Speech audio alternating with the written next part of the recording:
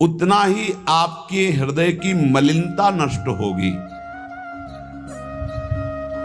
जो निर्मल सिद्ध संत हैं वो भी निरंतर नाम जप करते रहते हैं। साधन नाम सम नहीं आन, नाम के बराबर कोई साधना नहीं है।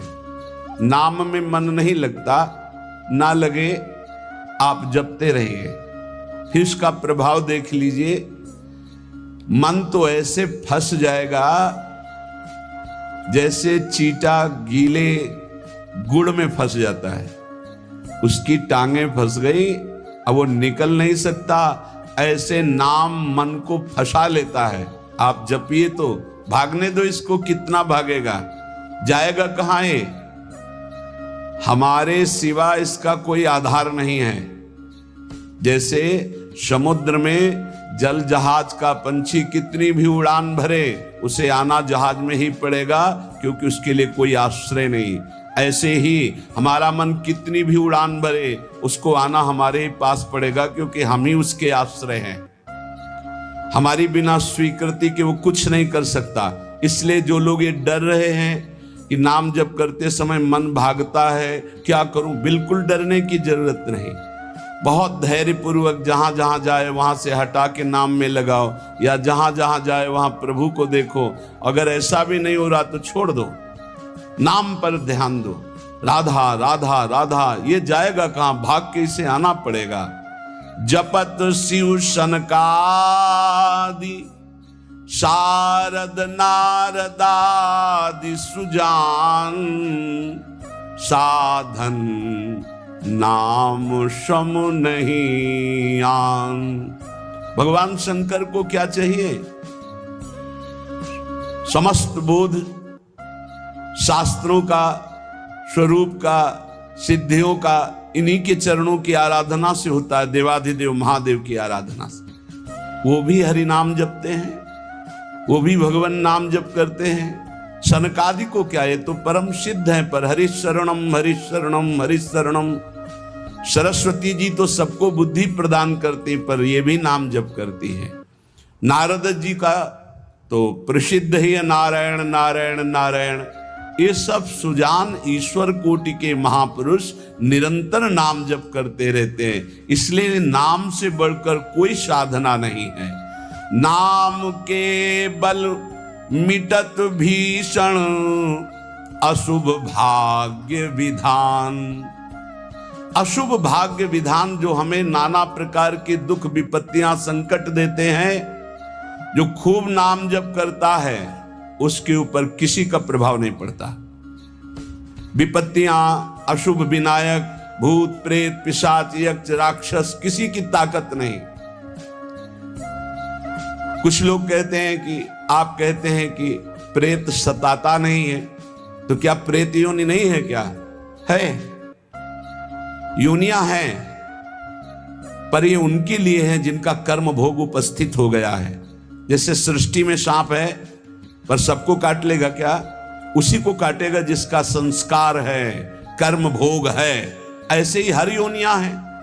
कोई हमें कष्ट तभी देगा जब हमारा प्रारब्ध कर्म आ जाएगा भोगने के लिए।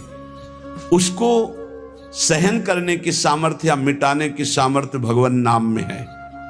विश्वास कीजिए, राधा वल्लभ भजत भज भली भली सब होए, जीते विनायक शुभ शुभ विघ्न करे नहीं कोई। विघ्न करे नहीं कोई, डरे कलिकाल कष्ट भय, हरे सकल संताप हरस हरि नाम जपत जय। जिसके मुख में नाम चलता रहता है, जो अशुभ प्रारब्ध है वो भी बहुत क्षीण होकर प्राप्त होता है। जैसे हमने कई बार सत्संग में सुनाया कि काशी में एक बहुत नाम जापक युगल उपासक रहते थे। पूज्य श्री मथुरा दास जी के श्रीमुख से सुना। वो कभी विश्वनाथ जी के दर्शन करने नहीं जाते थे, समय ही नहीं था। जो उपासक एकांतिक भजनानंदी है, उसको समय ही नहीं होता अपने ठाकुर सेवा, अपनी दिनचर्या, तो उनको कभी ऐसा महसूस भी नहीं होता कि हम प्रभु से अलग है, क्योंकि प्रभु के नाम रूप लीला धाम में हर समय चित्त जुड़ा रहता है। तो काशी विश्वनाथ जी की जो सेवा के प्रधान थे वो बहुत बड़े ज्योतिषाचार्य थे। उनके मन में एक जलन हुई कि ये काशी में रहकर विश्वेश्वर विश्वनाथ के दर्शन करने नहीं आते और बड़े वैष्णव हैं, भगत हैं। तो वो समय के अनुसार तत्काल विचार करते थे। तो विचार किया उनके जीवन के विषय में, तो लिखा था कि परसों म्लेच्छ सेना आएगी और उनका सर्वनाश कर देगी। तो उनका हाँ, विश्वनाथ जी के दर्शन न करने से अशुभों का नाश नहीं होता, जरूर इनको अशुभ भोगना पड़ेगा। और वो नाम जापक थे, उनका प्रारब्ध था। उन्होंने ज्योतिष के द्वारा विचारा और परसों गए। जब वहां गए तो पूछा कि वो भगत जी कहाँ? बोले स्नान कर रहे हैं। बोले मध्याह्न में स्नान? बोले ये तो पता नहीं, पर स्नान कर रहे हैं। स्नान करके आए तो उन्होंने कहा मेरी ज्योतिष आज तक कभी गलत नहीं हुई। भगवान विश्वनाथ जी के वरदान से मुझे ज्योतिष का ज्ञान है और 12 बजे आपके पास म्लेच्छ सेना आनी चाहिए थी आज, और वो आपका विनाश करने, तो वो आई नहीं। इसका मतलब मेरी ज्योतिष झूठी हो गई? बोले नहीं, आपकी ज्योतिष झूठी नहीं हुई, म्लेच्छ सेना आई थी। बोले यहां तो सब यथावत है। बोले प्रगट में नहीं आई। मैं जब भोग पधराकर प्रिया प्रीतम का ध्यान कर रहा था, भोग का उसी समय म्लेच्छ सेना मेरे ध्यान में आई और सब कुछ विनाश किया। फिर मेरा ध्यान टूटा, तो हमने सोचा चलो प्रगट में न सही, भाव में तो आई, तो इसीलिए स्नान करने गए थे, अब भोग उसारेंगे ठाकुर जी का। ये है ठाकुर सेवा और नाम जप का प्रभाव कि अशुभों को भाव में मिटा दिया, स्वप्न में मिटा दिया, या थोड़ा बारा कष्ट दे के मिटा दिया। नाम के बल मिटत भीषण अशुभ भाग्य विधान। भीषण अशुभ भाग्य का विधान नाम जप से मिट जाता है। नाम बल मानो लहित सुख सहज मन अनुमान। जैसा सुख चाहिए तुम्हें, जो सुख चाहिए तुम्हें, वो तुम्हें प्राप्त होगा, केवल नाम जप बढ़ाओ। जो इच्छा करी हो मन माही, हरि प्रसाद कछु दुर्लभ नाही। जैसे बाजार में आप जो चीज चाहो ले सकते हो, पर आपके पास रुपया होना चाहिए। ऐसे ही त्रिभुवन में जो चाहो प्राप्त कर सकते हो, आपके पास भजन बल होना चाहिए, नाम बल होना। नाम बल मानो लहित सुख सहज मन अनुमान। नाम टेरत टरत दारुण विपत्ति शोक महान साधन। नाम श्रम नहीं आन। नाम के बराबर कोई साधना नहीं। जो मानो हर समय नाम रटता रहता है, तो मन के इच्छा के अनुसार उसको भोगों की प्राप्ति हो जाती है। भोगों की प्राप्ति ना चाहे तो भगवत साक्षात्कार हो जाता है। भगवत साक्षात्कार भी ना चाहे तो अद्भुत प्रेम प्रकट हो जाता है। नाम का प्रभाव। नाम टेरत टरत दारुण विपत्ति शोक महान। कोई कितनी भी विपत्ति शोक में हो, खूब नाम जप करो, देखो हर विपत्ति कोहरे की तरह नष्ट हो जाएगी। जैसे सूर्य के उदय होते ही कोहरा सब विध्वंस हो जाता है, ऐसे ही नाम का जब प्रकाश उदय होगा, हर दुख विपत्ति नष्ट हो जाएगी। आरत करी नर नारी, ध्रुव सब रहे शुचि सही दान। नाम के परताप ते जल पर तरे पाषाण। जिसने आर्त भाव से नाम जप किया हो, चाहे स्त्री हो, चाहे पुरुष हो, बालक हो, चाहे वृद्ध हो, ध्रुव माने परम सत्य, सब परम पवित्र हो गए और निहाल हो गए। जो भगवान नाम जप किए सब आनंद मस्त हो गए। अरे नाम ले ले करके जब नल नील ऐसे पत्थर रखते थे तो वो डूबे नहीं। नाम का प्रभाव, नाम मुख से लेकर के रखते थे। ऐसा कोई न समझे कि पाषाण पे नाम लिख करके रखते, नाम उच्चारण करते, जय श्री राम, और पत्थर रख दिया तो तरा नहीं, क्योंकि मुनि का आशीर्वाद और नाम का प्रताप। नाम बल सागर उलांघ्यो सहज ही हनुमान। हनुमान जी महाराज भगवान के चरणों का चिंतन करते हुए जय श्री राम, पूरे समुद्र को लांघ गए। ये समुद्र से भी बढ़कर भव समुद्र है। अगर ठीक से नाम जप करो तो लांघना ही नहीं पड़ेगा, सूख जाएगा। नाम लेत भव सिंधु सुखाही, करहु विचार सुजन मन माही। नाम जितना जपोगे तो उसका प्रभाव होगा कि बहुत समुद्र सूख जाएगा, संसार से पार होना ही नहीं पड़ेगा, संपूर्ण संसार भगवत स्वरूप है ऐसा अनुभव में आ जाएगा। नाम बल संभव सकल जे, कछु असंभव जान। नाम देखो, बस मन लगाने के बाद एक बात मान जाओ, कुछ भी असंभव नहीं है, कुछ भी असंभव नहीं। नाम से सब कुछ प्राप्त हो जाएगा, सब कुछ। नाम का अपार प्रताप। 18-20 साल से किडनी फेल है, चल रहे हैं, जीवन चल रहा, जो दिनचर्या चाहिए वो दिनचर्या चल रही। असंभव, ये असंभव जो संभव शब्द में बदलता है वो नाम से केवल बदलता है। सच्ची मानिए, नाम बल संभव सकल जे, कछु असंभव जान। जो असंभव लगता है कि ऐसा नहीं हो सकता, वो साफ संभव नाम बल से। अभी कैसे तुम्हें एक एक पल की घटना बताएं, जिस समय जो सेवा है उसी समय एक अपार बल आता है, वो सेवा करवा के चला जाता है। धन्य ते नर रहत जिनके नाम रट की बान, पाप पुण्य प्रजारि बेहित प्रबल पावक खान। होत छिन महाछार निकसत नाम जान अजान, नाम की महिमा अमित को सकै करी गुणगान। राम ते बड़ नाम जेहि बल बिकत श्री भगवान। भगवान को खरीद सकते हो नाम जप से, बिकत श्री भगवान।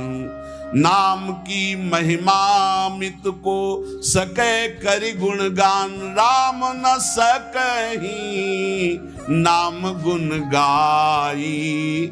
कहूं कहाँ लगी नाम बड़ाई। धन्य है वो उपासक जिसने प्रधानता नाम जप की ली। तुम्हारा जीवन इस समय बिल्कुल तेजोमय होना चाहिए, अग्निस्वरूप। तुम ब्रह्मचारी हो, बैरागी हो, भगवान नाम जाप में तुम कहाँ हैं? भजन में बैठे। अच्छा, हृदय शीतल हो जाए। 2-3 घंटे आराम कर लिया, इसके बाद भजन में लगे हैं, निरंतर भजन में लगे हैं। धन्य उनके आगे लग, धन्य ते नर रहत जिनके नाम रट की बान। ये आदत पड़ गई है नाम जपने का, नाम कमाने का एक स्वभाव बन गया है। अधिक से अधिक जग करके नाम जप करना, उनके पाप और पुण्य दोनों नष्ट हो जाते हैं, क्योंकि पुण्य भी बंधन है, शुभ अशुभ दोनों बंधन है, दोनों को नाश कर देता है नाम रूपी अग्नि, और भगवत साक्षात्कार करा देता है। जो उपासक इस रहस्य को समझ गया, वो इस कलिकाल में बहुत जल्दी भाव की प्राप्ति कर लेता है। कल केवल मल मूल मलीना, पाप पयो निधि जनमन मीना। जैसे मछली जल में ही आनंद मनाती है, ऐसे मन पाप में ही आनंद मनाता है। कलयुग में, कलयुग का प्रभाव है, मन पाप चिंतन करता है, पाप करके आनंद मनाना चाहता है।